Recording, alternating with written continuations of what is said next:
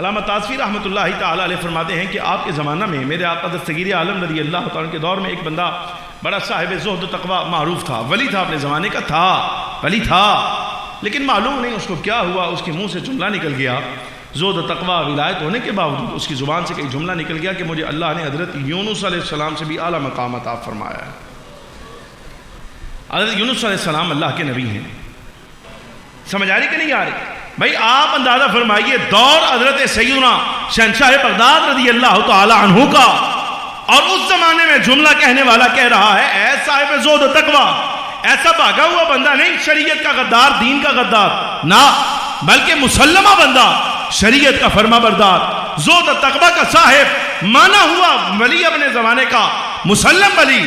لیکن وہ پتہ نہیں کیا ہوا، حال آیا، کیفیت آئی، اس نے کہہ دیا کہ مجھے اللہ نے حضرت یونس علیہ السلام سے زیادہ شان عطا فرمائی ہے۔ وہ ہم نشین جتنے تھے ان میں سے کوئی اٹھا،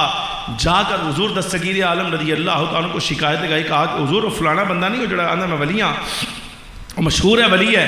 حضور اس کی زبان سے آج جملہ نکلا ہے، درس دیتے ہوئے اس نے کہا ہے کہ مجھے اللہ نے حضرت یونس علیہ السلام سے زیادہ شان عطا فرمائی ہے۔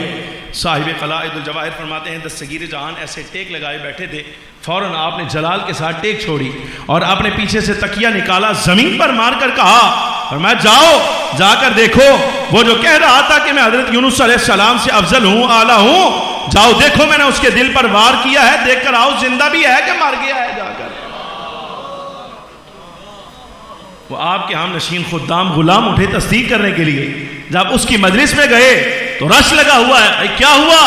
ارے وہ صاحب زہد و تقوی مر گیا۔ کیسے مرا؟ کہا معلوم نہیں، صحت مند بیٹھا تھا، تندرست تھا، توانا تھا، لیکن بیٹھے ہی بیٹھے اچانک زمین پر گرا ہے اور مر گیا ہے۔ تو فوراً سمجھ آیا کہ دستگیر عالم رضی اللہ تعالیٰ عنہ کا دور ہے، حضور غوث پاک کا دور ہے، تو اگر کوئی بندہ مقام ولایت پر آ گیا ہے مسلمہ طور پر، لیکن اگر یہ جملہ کہہ دے کہ آپ نے آپ کو انبیاء سے افضل سمجھنے لگے تو دستگیر جہاں کی غیرت کا تقاضا یہ ہے، فرمایا یہ بندہ زندہ رہنے کا حقدار نہیں، ولی کہاں سے آ گیا؟ فرمایا ہم نے اس کے دل پر وار کیا ہے، زندہ بھی نہیں رہا۔ گرامی قدر عظیم، یہ ہے حفظ مراتب۔ مقام کوئی بھی آ جائے، بھئی تم پیر ہو، تم شیخ ہو، تم سید ہو، سادات میں سے ہو،